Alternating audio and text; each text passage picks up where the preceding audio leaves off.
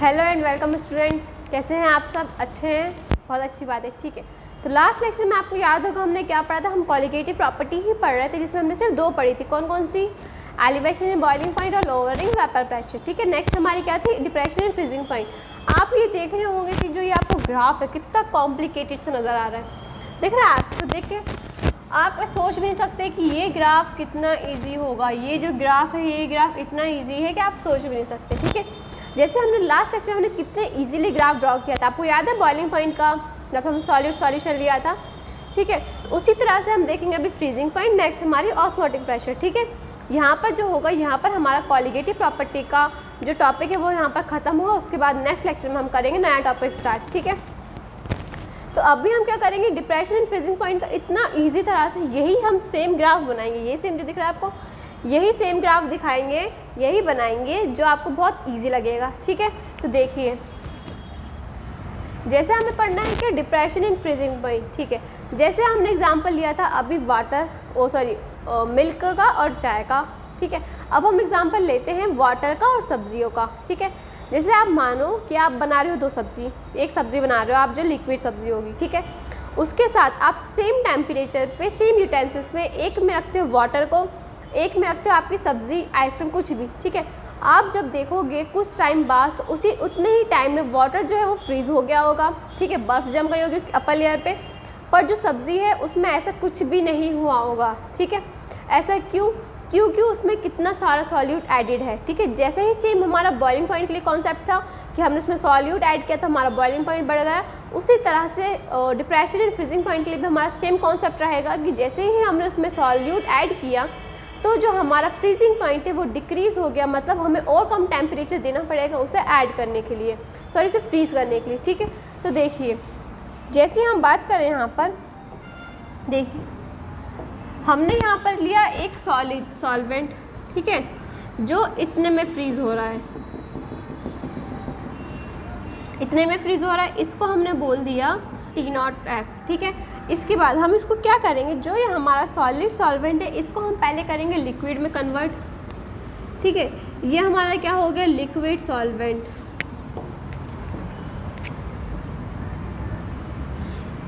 ये जो हमारा हो गया, ये हो गया लिक्विड सॉल्वेंट, क्योंकि हमें इसमें सॉल्यूट तो कुछ ना कुछ एडिट करना है, लिक्विड सॉल्वेंट। ठीक है, आप अब इसमें क्या करो, कुछ सॉल्यूट ऐड कर दो, कुछ सॉल्यूट यहाँ पर ऐड किया हमने।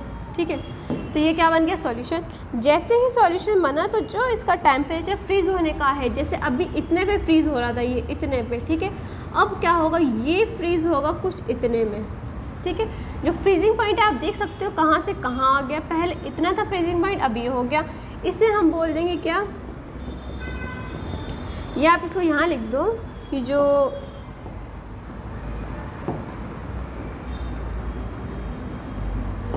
ये हो गया आपका T0F।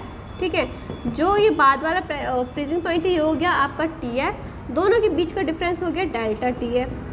तो आपको इतना समझ आया होगा कि जब भी हम किसी भी सॉल्वेंट में सॉल्यूट ऐड करते हैं तो उसके बॉइलिंग और फ्रीजिंग पॉइंट में चेंजिंग आते हैं। रीज़न क्या है? रीज़न उसका ये है कि जो उसका कंसंट्रेशन है वो इंक्रीज़ हो जाता है, जिस वजह से उसका बॉइलिंग पॉइंट इंक्रीज़ होता है, फ्रीजिंग पॉइंट और ज़्यादा कम हो जाता है। ठीक है, इसमें ये भी हम एक रिलेशन पढ़ते हैं, इसमें हम रिलेशन पढ़ते हैं कि delta TF is directly proportional to mole fraction और मोलैलिटी। ठीक है, सेम वही सब कुछ सेम रहेगा। डेल्टा TF इक्वल्स टू, यहाँ पर कांस्टेंट आएगा KF molality, delta TF equals to KF into weight upon molecular weight into 1000 upon weight of solvent in gram. ठीक है, तो देखिए इसका रिजल्ट ये आ गया आपका। कुछ इससे रिलेटेड चीज़ें हैं जो हमने PPT बनाई है, उसमें आपको मिल जाएंगी, जो हमारे नोट्स हैं उसमें आपको उसमें कुछ इंपॉर्टेंट चीज़ें लिखी हुई हैं, वो आपको सारी उसमें मिल जाएंगी। ठीक है, कि जैसे किसके लिए KB की वैल्यू क्या होती है, किसके लिए TF की वैल्यू क्या होती है, तो उसके लिए आपको डिस्क्रिप्शन में जाके नोट्स लेने पड़ेंगे। ठीक है, तो देखिए ये था आपको डिप्रेशन एंड फ्रीजिंग पॉइंट। ठीक है, नेक्स्ट हम पढ़ेंगे क्या, हमारा ऑस्मोटिक प्रेशर। ऑस्मोटिक प्रेशर बहुत ही ईजी सा टॉपिक है। देखिए ऑस्मोटिक प्रेशर के लिए सबसे पहले हमें समझना होगा क्या, ऑस्मोसिस। ठीक है, ऑस्मोसिस समझना होगा, तो आप क्या देखिए, सबसे पहले ऑस्मोसिस हम देखेंगे। ऑस्मोसिस के लिए आपको क्या देखना है, ये वाला डायग्राम देखिए, ठीक है।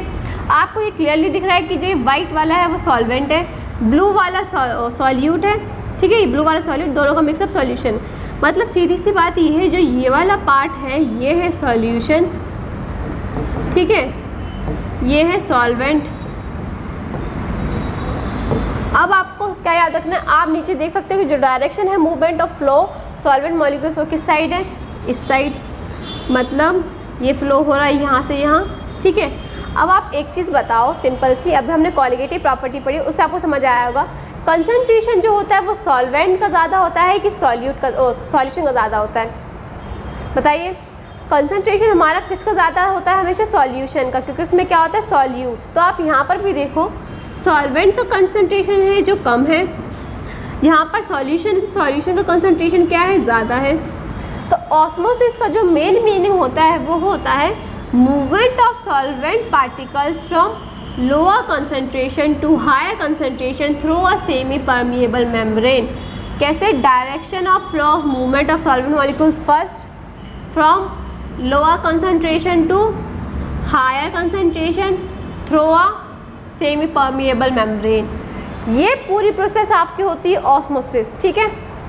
क्या होती है, आप ये चीज़ याद रखो, फर्स्ट क्या है आपका मूवमेंट, किसका, सॉल्वेंट मॉलिक्यूल्स का, सिर्फ सॉल्वेंट मॉलिक्यूल्स का ही मूवमेंट होगा। क्यों, क्योंकि ये जो मेम्ब्रेन है ये सेमी परमिएबल मेम्ब्रेन है, मतलब ये सबको अलाउ नहीं करेगी, सिर्फ कुछ ही पार्टिकल्स को अलाउ करेगी जाने के लिए, इसलिए हम इसे सेमी बोल रहे हैं। अगर सिर्फ परमिएबल बोलते हैं, सिर्फ परमिएबल का मीन्स होता है कि जो सब सब्सटेंसेस को फ्लो होने दें। पर ये देखिए आप यहाँ देख सकते हैं जो इंपॉर्टेंट है, सेमी परमिएबल मीन्स है कि कुछ सिलेक्टेड पार्टिकल्स को जाने देगा, ठीक है। तो ये तो हो गया आपका क्या, ऑस्मोसिस। पर हमें पढ़ना तो ऑस्मोटिक प्रेशर है, तो ऑस्मोसिस पहले आप याद करो कैसे, कि direction of movement of flow of solvent molecules from lower concentration to higher concentration through a semi permeable membrane, ठीक है। ये हो गया ऑस्मोसिस। अब आप ये देखो कि जो ऑस्मोटिक प्रेशर है वो क्या होता है। आपने ये देख रहे थे कि जो इस साइड ये जा रहा था, ये जा रहा था आपके सॉल्वेंट पार्टिकल्स, ठीक है।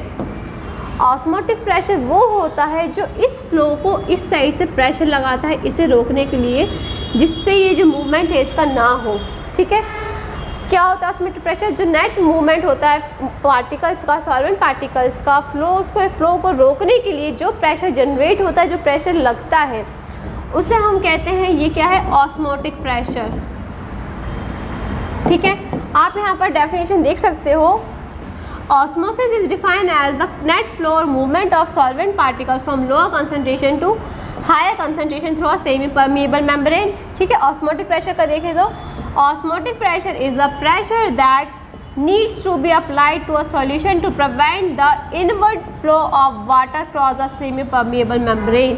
जो सेमी परमिएबल मेम्ब्रेन को क्रॉस करके जो इनवर्ट फ्लो हो रहा है पार्टिकल्स, उसको रोकने के लिए जो भी हमारा प्रेशर जनरेट होगा वो क्या होगा, हमारा ऑस्मोटिक प्रेशर, ठीक है।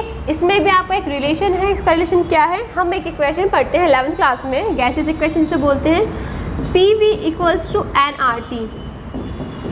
PV इक्वल्स टू nRT पढ़ते हैं, इसका मतलब ये होता है कि जो P है डायरेक्टली प्रोपोर्शनल है टेम्परेचर के, इन्वर्सली प्रोपोर्शनल है वॉल्यूम के, ठीक है। N मतलब होता है number of mole, N mole of solute, ठीक है। तो अब आप यहाँ पर देखो, आपको ये दिख रहा होगा, ये लिखा है PV इक्वल्स टू nRT, ठीक है। ये हमारी होती है ideal gas equation,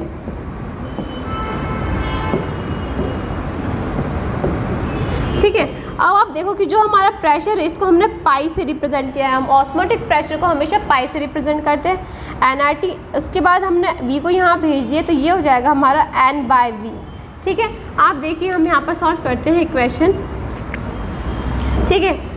PV equals to nRT, P आप यहीं रहने दो, इसको बोल दो nRT/V, P को हमने पाई बोल दिया। अब आपने जब हमने कंसंट्रेशन पढ़ा था तब हमने मोलारिटी का बेसिक फार्मूला क्या लिखा था, मोलारिटी का हमने बेसिक फार्मूला लिखा था N/V, ठीक है। मोलारिटी का हमने बेसिक फार्मूला लिखा था N/V। आप एक चीज़ याद रखो, मोलारिटी कंसंट्रेशन दोनों एक ही चीज़ है, तो हम यहाँ पर लिख रहे हैं कंसंट्रेशन CRT। तो जो हमारा फाइनल रिजल्ट है वो क्या है, pi equals to CRT। R होता है गैस कांस्टेंट, ठीक है। T होता है टेम्परेचर।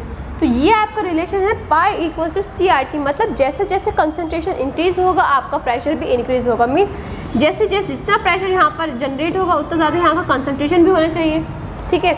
तो ये चार थे आपकी कॉलिगेटिव प्रॉपर्टी। कौन कौन सी? लोअरिंग वेपर प्रेशर जो हमने रॉल्स लॉ से पढ़ी थी फर्स्ट। सेकंड थी elevation in boiling point, means कि जब भी हम किसी सॉल्यूट को ऐड करते हैं सॉल्वेंट में हमारा बॉइलिंग पॉइंट बढ़ जाता है। थर्ड थी depression in freezing point, mean जब भी हम किसी सॉल्यूट को ऐड करते हैं हमारा फ्रीजिंग पॉइंट और ज़्यादा कम हो जाता है, ठीक है।